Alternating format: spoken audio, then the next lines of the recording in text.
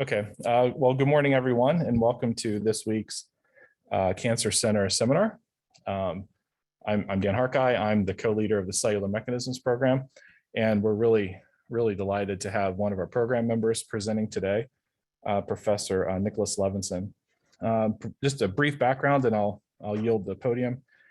Professor Levinson received his PhD from UC Berkeley and then postdoctoral studies at Stanford University, and then joined the University of Minnesota in 2014. From there, Professor Levinson's had a remarkable career here at the university, has rose rapidly through the ranks now to a tenured associate professor, and has developed a really beautiful research program that examines ligand kinase interactions, and specifically using really sophisticated biophysical and spectroscopic assays to study ligand protein interactions, which are quite important in cancer biology. Professor Levinson has received a number of recognitions, including he's extremely well funded from the NIH, and so we certainly want to recognize that. I don't want to take too much time, so how about I yield the floor and just say a thank you for being here this morning and battling the elements to get over to CCRB. And so with that, please welcome Professor Levinson. Thanks very much, Dan, for that really nice introduction. And thanks also for the invitation to speak. The story I'm going to tell you today, it relates to our efforts to understand allosteric regulation in the cyclin-dependent kinases. So specifically, I'm going to tell you how evolutionary divergence in allosteric regulation mechanisms in two branches of the CDK family has resulted in really different regulation mechanisms that in turn explain how these kinases differentiate between different classes of inhibitor. So before I do this, I just want to acknowledge the people who did the work and introduce my lab to you. So this is my lab as it currently stands. Our group, as Dan explained, is interested in understanding allosteric regulation in protein kinases using biophysical tools. So we track structural rearrangements like the one shown up here, using these approaches, and try to understand how these control function, how they're modulated by the binding of allosteric modulators like other subunits, post-translational modifications, things like that. And then in turn, try to understand how these structural changes govern the binding of small molecule inhibitors. In these efforts, we're heavily assisted by our collaborators in David Thomas's lab in the BMBB department. So I just really want to acknowledge their contribution, both at the level of sort of unique instrumentation that they've helped develop, as well as their expertise, without which we really could not have done these experiments. So the story I'm going to tell you today was done by these two former members of the lab shown on the right here. So the first is Abemaciclib, who was my first PhD student, and he did the bulk of what I'm going to tell you about. He graduated earlier this year and now has a nice postdoc at UT Southwestern. And his first author paper came out in Nature Chemical Biology earlier this year, which describes the story I'm going to tell you. And then I'm also just going to touch on the work of a former postdoc of mine, David Bourbon, who did a bunch of nuclear magnetic resonance spectroscopy that applies to this story. So with that, I'm going to dive into the story about the cyclin-dependent kinases. So this started with our efforts to try to understand allosteric regulation in this kinase Cdk2. So it's a member of the cyclin-dependent kinases. You're probably aware these are the master regulators of the eukaryotic cell cycle that can serve throughout all eukaryotic organisms from yeast to humans. And their role is to ensure that this process, the cell cycle, progresses in an organized manner, and that transitions from one cell cycle phase to the next are very tightly regulated. So the CDK family is a large family of proteins in high eukaryotes with many members that have functions outside the cell cycle. So we're concerned here with the core cell cycle CDKs, Cdk1 and 2, which are quite closely related and are responsible for the cell cycle regulation that you see here.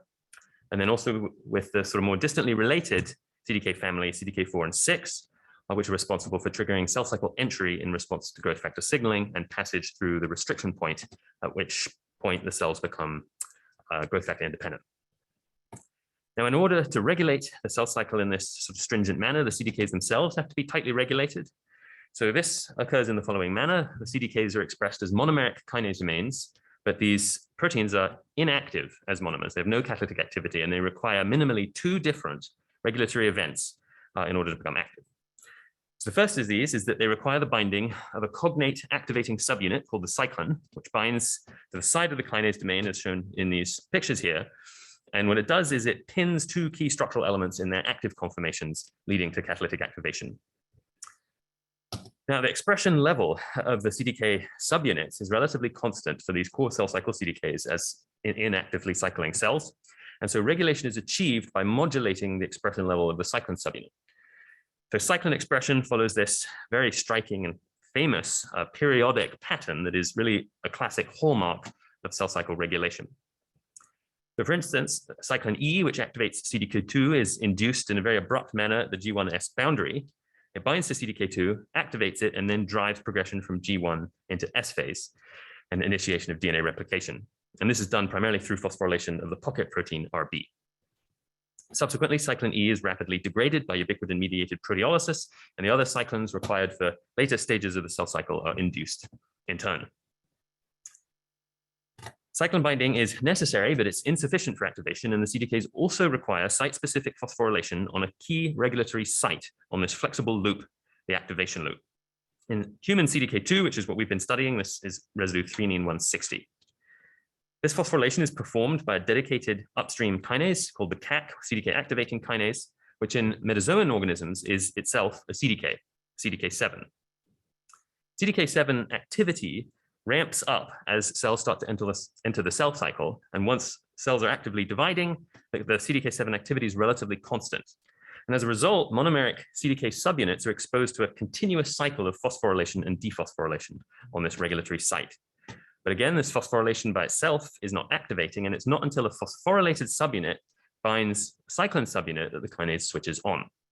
So as a result, CDK activity tracks really closely with the expression level of the cyclin subunits. Now, because of this central role in cell cycle regulation, the CDKs have been pursued as cancer drug targets for over 20 years.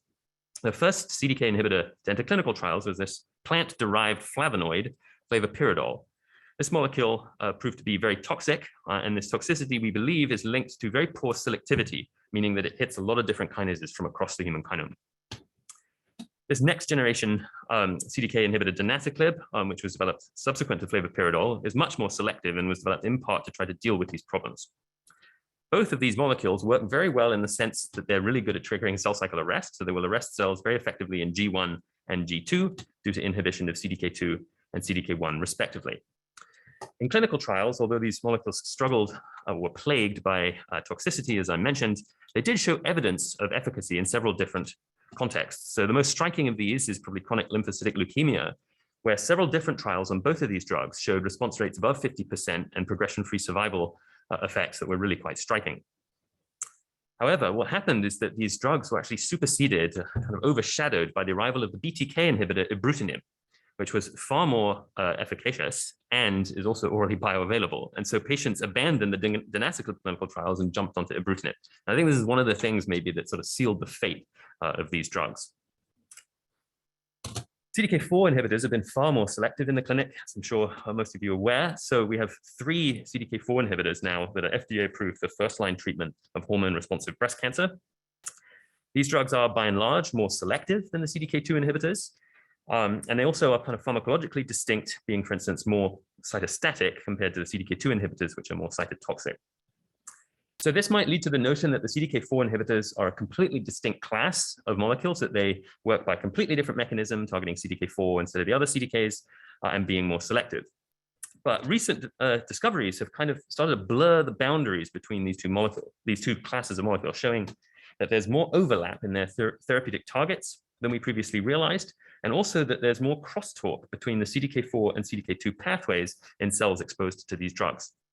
So, for instance, it's recently been shown in quite striking work that palbociclib, part of the efficacy of palbociclib is probably due to indirect inhibition of CDK2. And this happens because when palbociclib binds to CDK4, it has allosteric effects that result in dissociation of the P21 and P27 CDK inhibitor proteins, and they're shuttled onto CDK2, leading to indirect inhibition.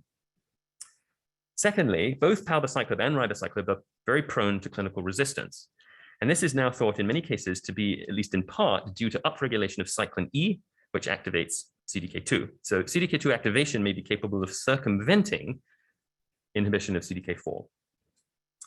And finally, abemaciclib is the most selective of the 3 CDK4 inhibitors, but it's also it's the most potent of the 3 CDK4 inhibitors, but it's also the least selective. So it actually hits CDK2 as well as several other CDKs in addition to CDK4. And this pan-CDK activity of Abemaciclib has been associated with some favorable properties, such as more durable therapeutic response, and the ability in some cases to override clinical resistance to ribociclib and palbociclib, particularly when it's associated with upregulation of CDK2 activity.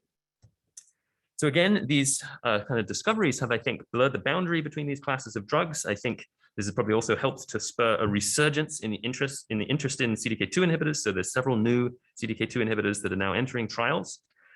And in my mind, and with the effort of sort of motivating the rest of this talk, it really heightens the importance of our understanding the origins of the selectivity of these drugs.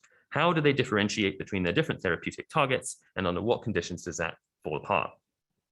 So I'll try to show you that understanding the regulation mechanisms of these target kinases will actually help us to get an answer to these questions. So in the first part of this talk, I'm going to be focused on our efforts to understand CDK2 regulation, and I will show you how understanding this helps us understand how this kinase is recognized by CDK inhibitors. And then I'm going to pivot towards the end and talk about CDK4.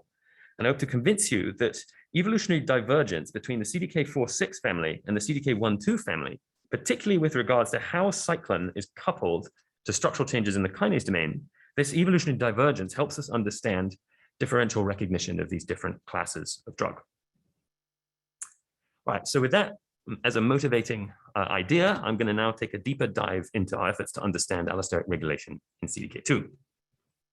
So I told you that cyclin binding triggers structural changes to these key regulatory elements of the kinase. And specifically, what happens is that there are 2 of these elements. There's an alpha helix that we call helix alpha C. This has a catalytic glutamate residue that forms ionic interactions that are important for positioning the nucleotide. And then there's the activation loop, a regulatory element that is important also for positioning the nucleotide through this interaction here. And then it also forms the binding site for peptide substrates and helping to position the phosphoacceptor residue in order to accept the gamma phosphate of ATP. So these 2 structural elements, they've got to be positioned in exactly the right way in order for the kinase to be catalytically functional. And that is in part what the cyclin subunit is doing. So why are the CDKs inactive as monomeric kinase domains? This is because in the absence of the cyclin subunit, these key regulatory elements undergo large-scale structural rearrangements into inactive conformations. So this C helix here swings out of the active site, removing that catalytic glutamate residue from the active site. And the activation loop folds into the active site, filling some of that space and blocking the binding site for peptide substrates. And we call this the A loop in or activation loop in conformation, in contrast to the A loop out conformation seen in the active kinase. Now, this structural model for CDK regulation has been known for a long time. What our lab is trying to do is understand the nuances of allosteric coupling, how cyclin binding is coupled to this structural change, as well as how phosphorylation is coupled to this structural change, and furthermore, how these kind of dynamic effects affect the binding of drugs. And this has been kind of a challenging, broadly challenging problem in the kinase field, because we just haven't had good methods for actually observing these kinds of structural changes in solution. And this has really hampered our ability to understand these kinds of allosteric questions. So a major focus of our group has been trying to develop and apply approaches for tracking these structural changes in solution so we can start to dissect allosteric mechanisms at this level. So I'll introduce you to several of these methods throughout this talk. The first of these is a method called double electron-electron resonance. It's a form of electron spin resonance. And what you do in this method is you use something called a paramagnetic spin probe. It's a nitroxide spin label that has an unpaired electron on it, which allows you to do electron spin resonance experiments. And it's also thiol reactive, so you can label cysteine residues. So all of these experiments, I should say, are done in vitro with purified proteins. And what we have to do is we have to engineer a version of CDK2 that has cysteine residues incorporated site-specifically exactly where we want these probes to go. And we have to do this and label the protein without compromising catalytic function, which we can do. And then we've designed this in such a way, so we put 2 of these probes on, and we've designed this in such a way that one of these is in a static position of the kinase that doesn't really move as it switches between these different conformational states, and the other one goes on the tip of that regulatory activation loop, which does move. And what we can do is we can measure the distance between these spin probes using this double electron-electron resonance experiment. You're measuring the dipolar coupling between the electron spins. So the idea is that because of the way we've designed this, that when the kinase is in this inactive state, the A loop in state, these two spin probes are going to be close together, and we should measure a short distance. And if it transitions to the A loop out active conformational state, the spin probes will be far apart, and we should measure a long distance. Now, this is what raw DEER data look like. The signal looks like it takes the form of a kind of damped oscillating signal in which the period of the oscillation gives you the information about the distance. You can transform this into a more informative kind of format, which is distance distribution that captures all of the distances present in your sample due to conformational heterogeneity. So if you do this for monomeric, inactive, unphosphorylated CDK2, you get the following distance distribution. You can see one really prominent peak at relatively short distance of 33 angstroms, which is consistent with adoption of the A loop in inactive state.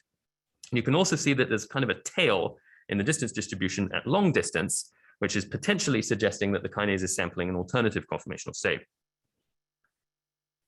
If we fully activate the protein by both phosphorylating it on the activation loop and saturating it with excess cyclin A, you can see the protein then becomes active in a kinase activity assay. That's true even when the spin probes are attached.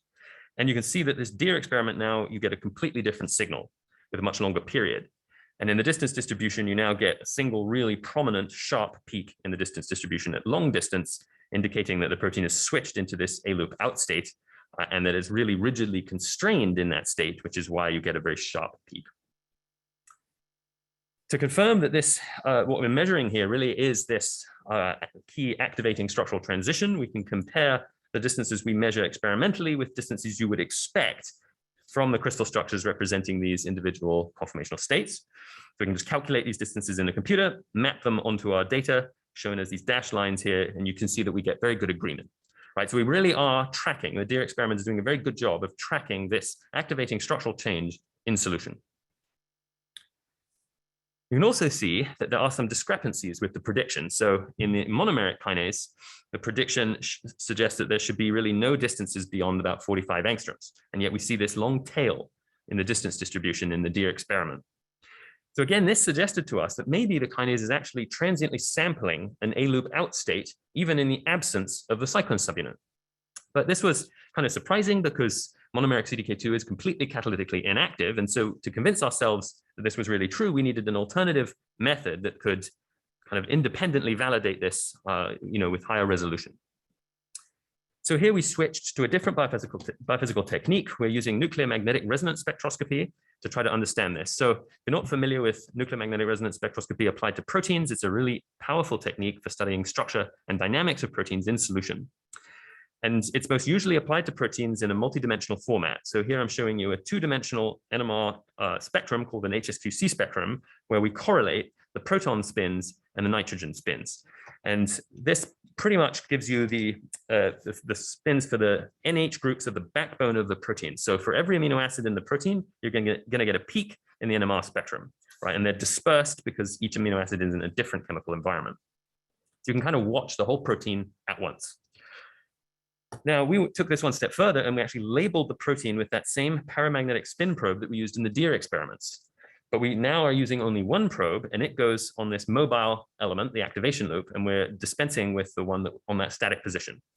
And the reason we do this is because we want to see how this unpaired electron affects the nuclear spins of the protein, which is what we're detecting in the NMR experiment.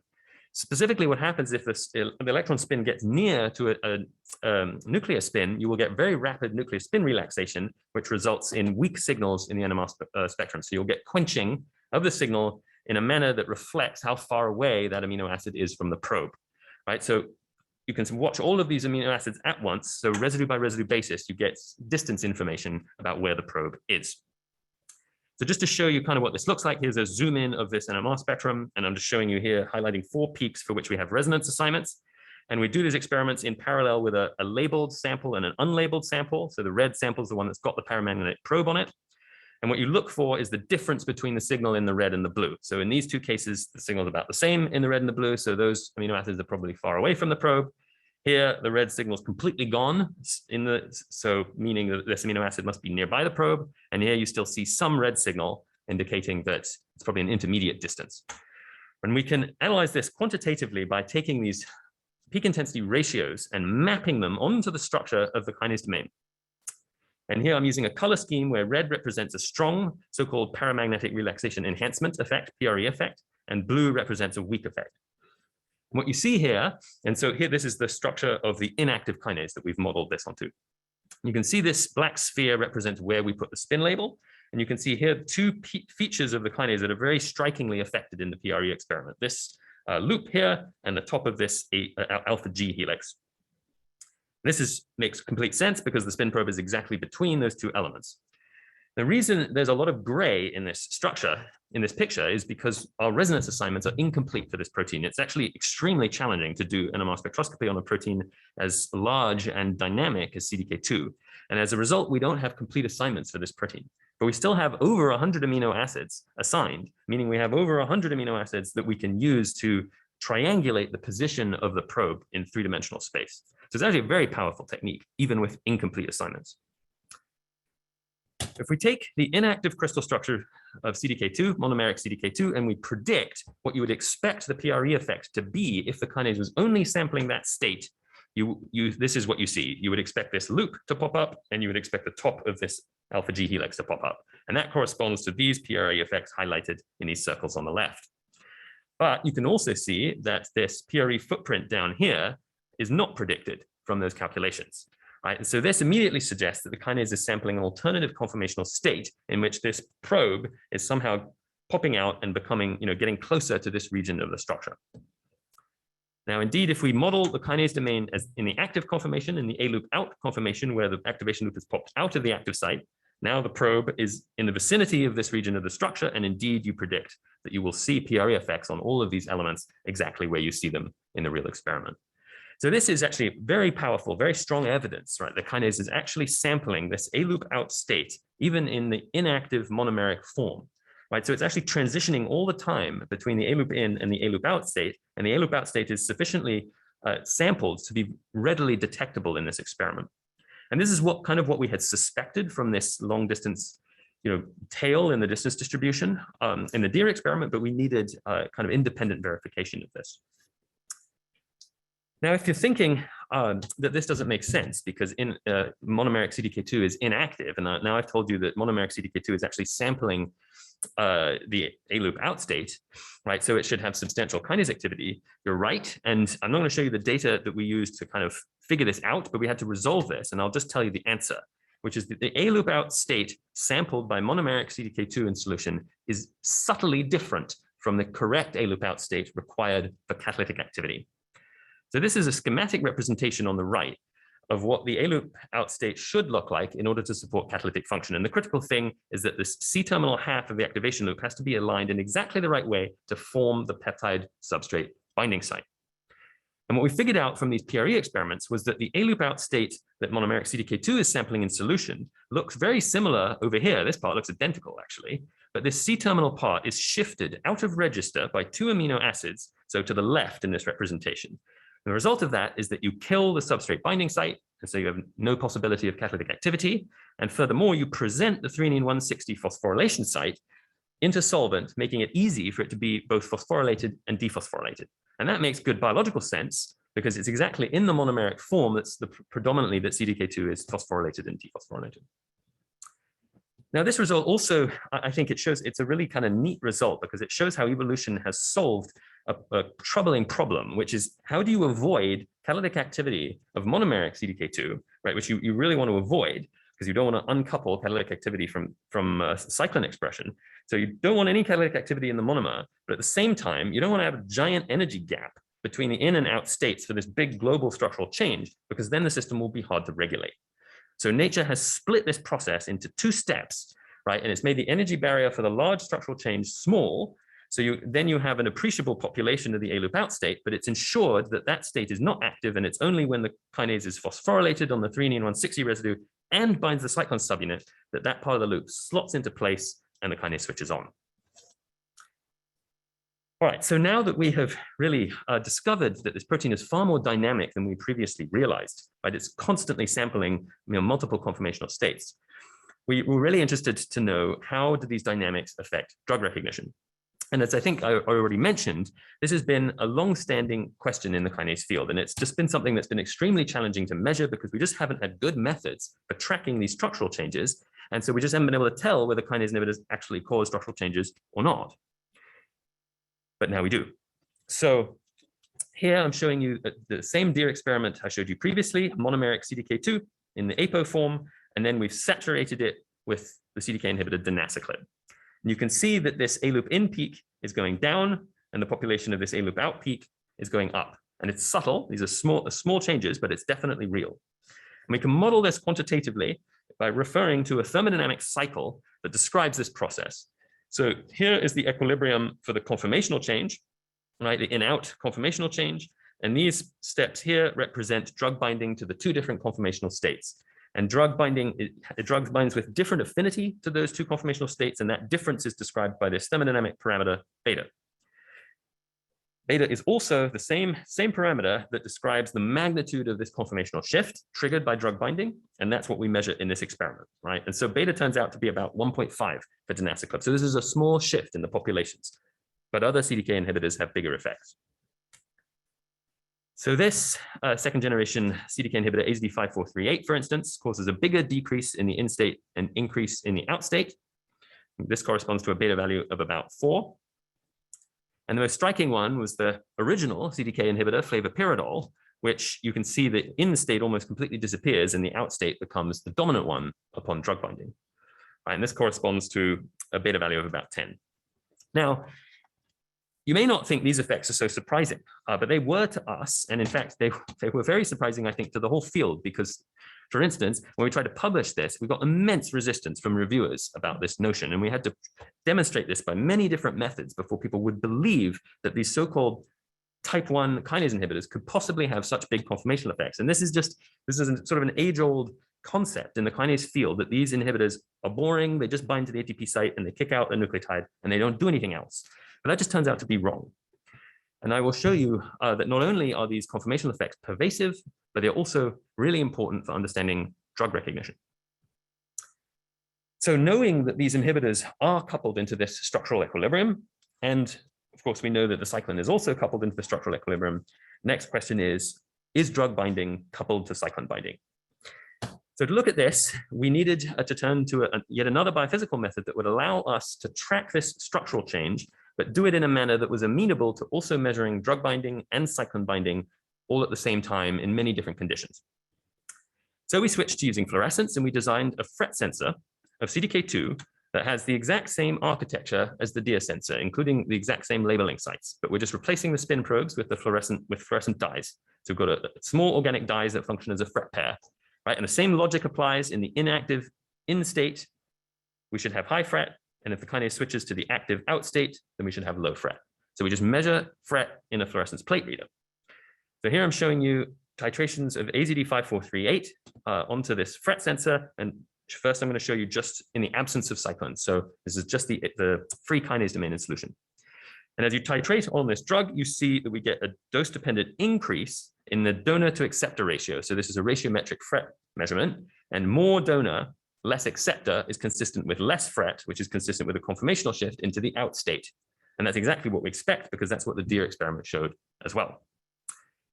Now, if we want to understand how cyclin binding affects drug binding, we need to do these experiments in varying cyclin concentration. So that's shown here.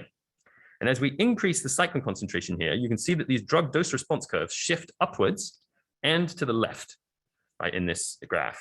And the upwards shift, again, indicates a shift towards the out state, which is what you expect for cyclin binding.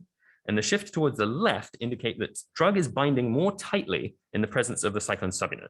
And this is an example of positive binding cooperativity, and it's exactly the kind of thing that we sort of expected to see and was what motivated this experiment in the first place. And we can get more insight into the details of what's going on here by taking a global fit analysis approach, where we globally fit all of these data for this specific drug to a thermodynamic model that describes all of the things we want to know about this system. Now, this may look complicated, but the only thing you need to appreciate is that it's a thermodynamic model that describes these key features of the system, including the conformational change that we've been talking about, the ability of drug to bind to both conformational states with different affinities, the ability of cyclin to do the same, and the ability of the drug to affect the affinity of the cyclin and vice versa. Okay, and all of these things are described by thermodynamic parameters in this model. And by fitting these data to this model, we can constrain those parameters and we can get insight into what's going on. So I'll focus on the most pertinent detail here, which relates to how cyclin affects drug affinity. So here I'm showing you for this drug AZD5438, the affinity that sort of comes out of this fit analysis of the drug for the monomeric inactive conformation of the kinase domain. Okay, and this appears to be around 100 nanomolar. We can also get, so that corresponds to this step in the model. We can also get the affinity of the drug for the active conformational state of the monomer, so the A-loop out state. And you can see that this is substantially tighter, right? Tighter binding. And it has to be tighter binding because the drug causes a conformational shift, and you can't trigger a conformational shift without binding one state more tightly than the other. And the magnitude of this increase in affinity is described by this thermodynamic parameter beta, which is the same parameter I described earlier that tells you about the magnitude of the conformational shift. You can also get the affinity of the drug for the active conformational state of the kinase when the cyclin is also bound. That's the blue bar. And you can see that you get another affinity boost from this effect. Right? So what this tells us is that the positive binding cooperativity that you can see by eye in the raw data is actually due to two slightly distinct thermodynamic effects, right? This captured by these thermodynamic parameters. One of them corresponds to this global structural change, and the other one corresponds to something we're not actually 100% sure what this corresponds to. We think that it has to do with conformational entropy, meaning that when the cyclin subunit binds, it dampens the dynamics of the kinase in a manner that pays the entropic cost of drug binding. Right? So it pays the entropic cost of drug binding for the drug so the drug binds more tightly. But at the end of the day, the point is that we've shown that we've got very strong allosteric coupling between cyclin binding and drug binding, and that this can be described in this sort of rigorous thermodynamic fashion. And the magnitude of these effects are large. We also did this for the other CDK2 inhibitors and for the CDK4 inhibitor, Abemaciclib, which also hits CDK2. You can see that we get nearly identical patterns in all cases. So in every case, we've got this striking step-like increase in affinities as you go through these conformational states. So this tells us that this observation seems to be a general property of CDK2 inhibitors, right? That you get this substantial boost to affinity from the cyclin. And it also tells us that the high affinity of these drugs for the active form of the kinase is due to these conformational effects. If it wasn't for these conformational effects, right, these drugs would bind quite weakly, and they would probably fail to inhibit the kinase because in the cell, they've got to compete with high concentrations of ATP, and you have to bind very, very tightly in order to be able to do that. So most likely, the ability of these inhibitors to actually target CDK2 is really due to these strong allosteric coupling effects. And we also looked at the true CDK4 inhibitors, palbociclib and ribociclib. And you can see these, of course, bind worse because these are selective CDK4 inhibitors, but we can detect binding. And you can also see that the pattern is completely different. Right? You lack this striking cooperativity effect that we see in the CDK2 inhibitors. So that tells you that these drugs are somehow allosterically completely different from the CDK2 inhibitors. Right? They're not coupled into the structural change. It also tells us another thing, which is that the ability of CDK2 to differentiate between the CDK2 inhibitors and the CDK4 inhibitors is actually due to this allosteric coupling mechanism that we've uncovered. Right? If it wasn't for this allosteric coupling mechanism, you wouldn't have this differential recognition window between the CDK2 inhibitors and the CDK4 inhibitors, right? So it's really only because of this allosteric coupling mechanism that the kinase can differentiate these two classes. And note that this also applies to Abemaciclib, right? Abemaciclib, remember, also hits CDK2, and it's thought that that is actually beneficial in the sense, for instance, that it can help override clinical resistance coming from cyclin E upregulation. And this would not be the case, right, if it wasn't allosterically coupled through this same mechanism to cyclin binding and it didn't get this large affinity boost from the cyclin. All right, so I'm belaboring this only to make clear to you that this sort of very reductionist to sort of thermodynamic analysis is actually able to show us that this allosteric behavior is really important for the way these drugs work. So now the next sort of question we had was, we were sort of struck by the fact that the true CDK4 inhibitors are really allosterically different from the CDK2 inhibitors. They're not coupled into the structural change. And we wondered whether this might be telling us something about CDK4 and that it might be wired differently from CDK2 in terms of its allostery. So remember, CDK4 is activated by cyclin D subunits. These are induced by growth factor signaling. Old crystal structures of CDK4, done really quite a long time ago, showed something that actually suggests that indeed the allosteric wiring maybe is different in CDK4. So what happens is that even with cyclin D bound, these crystal structures showed that the CDK4 kinase domain remains in the inactive A loop in state. So these key structural elements that I've been talking to you about, right? They're locked in the inactive state, A loop in, alpha C out, even with the cyclin subunit bound, at least according to these structures. And that contrasts really strikingly with everything that I've told you about CDK2, where the structural change is very tightly coupled to cyclin binding. So this really perplexed us. And in fact, nobody's ever put forward an explanation of this strange observation, and it just sort of remained unexplained. And we really wanted to get to grips with this. So the first thing we did is to try to do a sequence analysis to see if we could get some insight.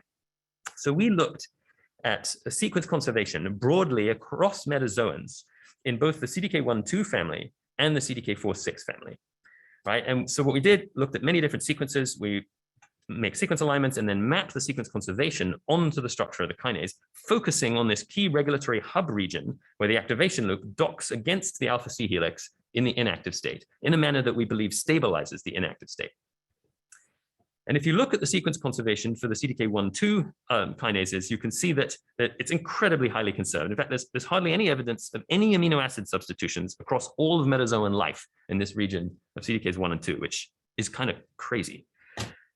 In contrast, in CDK4-6, even though CDK4 and 6 evolved later in evolution, so they've actually had less time to diverge, there's more sequence divergence in this family, and actually there's a hotspot of sequence divergence exactly where we were looking in the interface between the activation loop and the C helix, right? This regulatory hub region of the kinase. So this suggested to us that this might be some kind of evolutionary hotspot, and that nature had been tinkering with the way that the cyclin subunit is coupled to the structural change of the kinase. So to test this idea, we made mutations in CDK2 to take some of the amino acids that were unique to CDK4 and put them into CDK2. The reason we did this is because, and didn't just look at CDK4, is because the biophysical techniques that we use are extremely demanding on the protein, and CDK4 is very, very challenging to work with. It's very difficult to make in sufficient quantities and sufficient purity to do those kinds of experiments. And so we resorted to making mutations in CDK2 instead and trying to recapitulate some of the altered allosteric wiring of CDK4. And then we did deer experiments. So this is the deer experiment I showed you earlier, where you can see that addition of cyclin A to the kinase results in a shift into the active state, and the kinase gets locked down into the active conformation. And this is the exact same experiment done with our mutant of CDK2 that has just 5 single point mutations derived from the regulatory hub region of CDK4, right? And with the hope that this would change the way cyclin couples to the kinase domain. What you can see is that addition of the cyclin at saturating concentrations no longer results in proper induction of the A loop out active state. You can see a little bit of an increase, but the kinase is failing to really switch to the active state. This result was so striking with only 5 mutations that initially we didn't believe it, and we thought we must have just broken the kinase.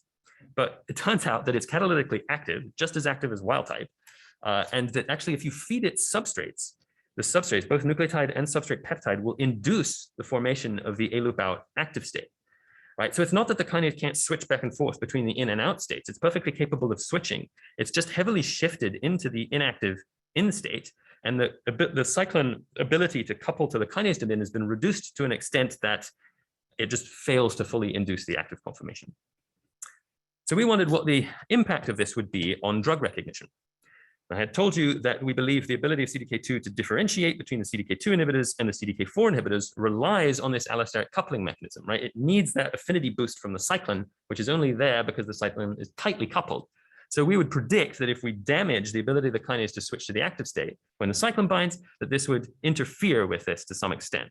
And that is what we see. So we're looking here at the affinity specifically of the CDK2 cyclin dimer for drug, all right? So we're looking at whether with the cyclin present, the drug can bind well.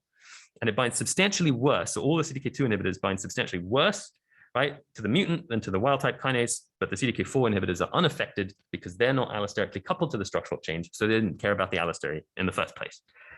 So this is really nice. It's, I think, really consistent with this model that this allosteric coupling mechanism between the cyclin and the kinase is really a crucial feature that allows the kinase to differentiate between these two classes of drugs. And it also really confirms this idea that these mutations derived from this regulatory hub region of CDK4 are really having the effect that we think they are on on this coupling between the cyclin and the kinase. We also wanted to confirm that this was really going on in CDK4 itself, not just our mutant. So we turned to doing kinase activity assays, which are far easier to do with CDK4 protein than our biophysical experiments. So here I'm showing you kinase activity assay results done with CDK2 cyclin A protein, and we're measuring the IC50 values for these 6 inhibitors. And you can see that, unsurprisingly, CDK2 is potently inhibited by the 4 CDK2 inhibitors and not well inhibited by the CDK4 inhibitors. And the pattern that you observe here is actually almost identical to the pattern that we see in our biophysical experiments measuring KD, which is gratifying. We also did this experiment with CDK4 cyclin D protein. So this is genuine CDK4. And what we found then, actually, was that the IC50 values of all 4 CDK2 inhibitors were within 10-fold of the IC50 values of palbociclib and ribociclib. So in other words, CDK4 is failing to differentiate between the CDK2 inhibitors and the CDK4 inhibitors. This makes perfect sense if we're right that in CDK4, coupling to the cyclin has been weakened to the extent that you lose that unique mechanism that's required to differentiate these 2 classes of drug, which is that these CDK2 inhibitors get a selective boost in affinity from the cyclin, whereas these ones do not. So this is really nice again, because this confirms that this mechanism is operating in CDK4 itself, not just in our mutant. What about ramifications of this for the biological function of the kinase, so specifically for catalytic function? So we tested in kinase activity assays the ability of these kinases to phosphorylate 2 different kinds of substrates. First, we look at a generic peptide substrate, right? And peptide substrates, remember, bind in this fashion to the activation loop, for which the activation loop has to adopt that characteristic A loop out active conformation, right, required for catalytic function. So you can imagine that if we've compromised the ability of the kinase to induce, or the ability of cyclin binding to induce that active conformation, then substrate peptides are not going to bind as well, right? So you'd expect a penalty from that. And this is what you see. So wild type CDK2, we're measuring the Km value for peptide substrate, so essentially how efficiently the peptide is processed. Wild type CDK2 processes this peptide very efficiently. Wild type CDK4 does not, right? And our mutant falls kind of in the middle. Right, so that again is consistent with the idea that in CDK4, adoption of the out state is difficult, that even with cyclin present, it fails to induce the out state properly, and that therefore the substrates have to actually induce the out state themselves, and they pay an energetic penalty for that, and that is reflected in a weaker Km value. But when we looked at a different substrate, the protein RB, a physiological substrate of both CDK2 and CDK4, we got a different result. Here we found there was no real evidence of any differences in the Km values between these kinases, and particularly CDK4 appears to be just as good as CDK2 at phosphorylating RB, at least in terms of the Km value. So we were initially very surprised by this until we realized that it's actually been shown that RB contains a unique C-terminal docking sequence that is known to be necessary for recruitment of CDK4 and phosphorylation of RB by CDK4, but not by CDK2. So it looks like that this unique docking sequence is compensating for the inherently poor catalytic activity of CDK4 on generic peptide substrates, right, and allowing it to phosphorylate RB efficiently. So I think this is very neat because it seems like there have been kind of evolutionary ramifications of this altered allosteric wiring of CDK4 that have kind of propagated downstream to the substrate, and the substrate has had to evolve its own solution to this problem to make CDK4 better at phosphorylating it. Okay, so the final question then is why does CDK4 have altered allosteric wiring? Pretty clear that it has this, but why? The truth is we don't really know the answer to this, but we have some ideas, and these ideas are based on ideas put forward by others that pertain to the kind of different dynamics of activation of CDK4 and CDK2 in cells. So CDK4 is actually activated quite differently from CDK2. So remember, both cyclin D and the CAC CDK7 are being induced at the same time downstream of growth factor signaling when CDK4 is becoming activated. And cyclin D expression is induced in a very graded, gradual fashion, in striking contrast to the sort of abrupt induction of expression of the other cyclins. So the idea goes that in order for CDK4 cyclin D complexes, which are going to be forming at the same time as CAC activity is ramping up, as cells are trying to decide whether to commit to enter the cell cycle, in order for CDK4 cyclin D complexes to be able to sense the level of CDK7 catalytic activity, right, and thereby respond in kind, the phosphorylation site on the activation loop needs to be accessible. right? And it can't be accessible if you have a regulation mechanism like CDK2, where cyclin binding is too tightly coupled to the structural change. And when it binds, it just locks into the active state, and the phosphorylation site is no longer accessible. Right, so the idea then is that this altered allosteric wiring may have evolved as a way to deal with this problem and allow for a graded activation response to CAC activity. And again, we don't really know that this is true. It's just a speculative model, but I think it's a nice explanation for why these kinases might behave so differently.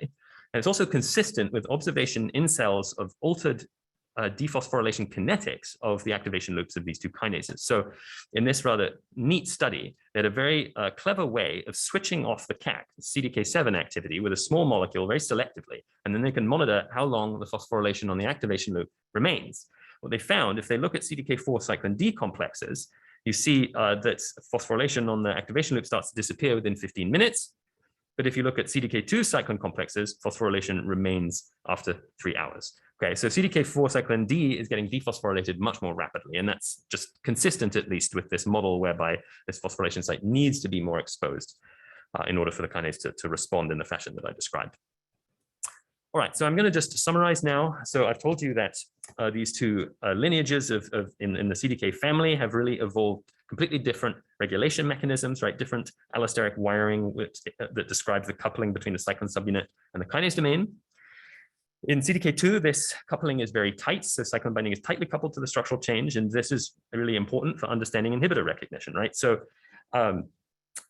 it explains, for instance, how the CDK2 inhibitors are able to bind very, very tightly. They actually enlist to the cyclin subunit in order to help them bind tightly.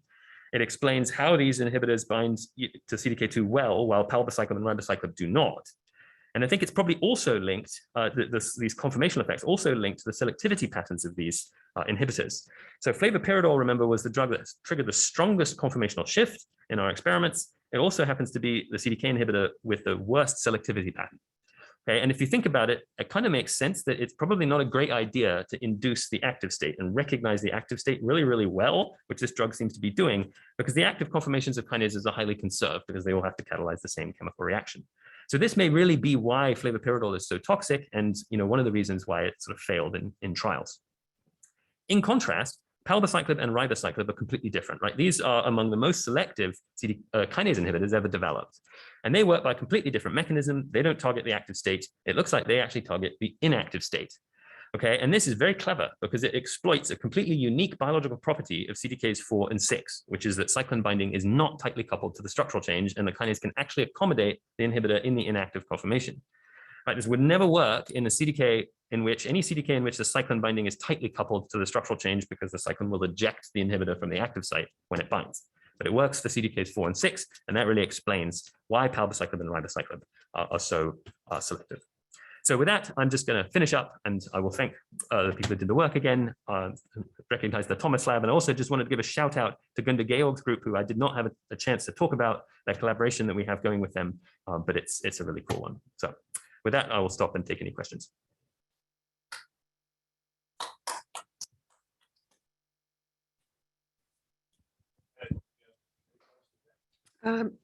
Yes, so people that are attending by Zoom can either type questions into the Q&A or raise their hand and we'll unmute you. Jaime Moriano has typed a question. Have you looked at what happens if you saturate the system with P21, which, if my memory serves, induces an allosteric change that allows for binding of cyclin E? That is a great question. So we did not look at what happens when we saturate with P21, not for any particularly good reason. We just ran out of experiments before we resubmitted the paper. It's a great thing. We really want to do it. The structural work that's been done on that suggests, indeed, as you suggest, that you would see some kind of conformational shift to the active state, but the crystal structures show that the kinase is not in the fully active conformation. So you might see something somewhere in between the active and inactive states, would be my guess, but it's something we should do.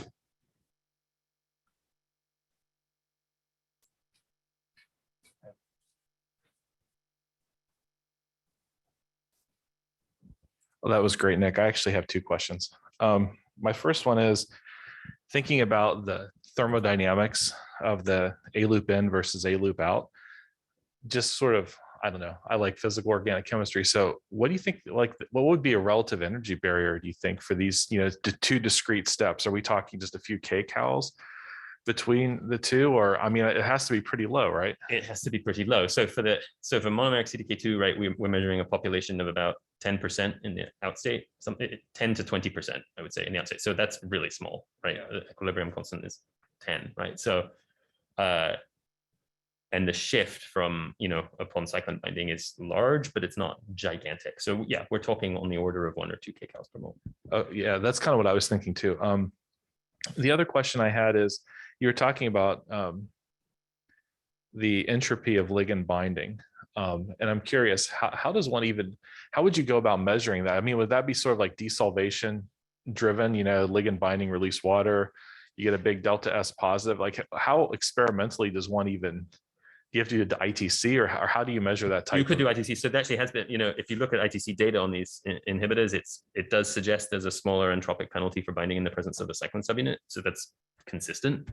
If you really want to show it, I guess that, and this is actually what we had planned to do until my postdoc decided he wanted a job in industry, which is to move in the NMR experiments to doing side chains rather than the backbone, which actually are better reporters of conformational entropy. And in principle, it's possible to actually measure the fast timescale dynamics of the protein that really are kind of comprising the conformational entropy, and then just see what happens. And would you do that with and without cyclin, or could you do that? I mean, I think that would have been the plan. Okay. We have to recruit a new postdoc, basically. That'd be a really cool experiment.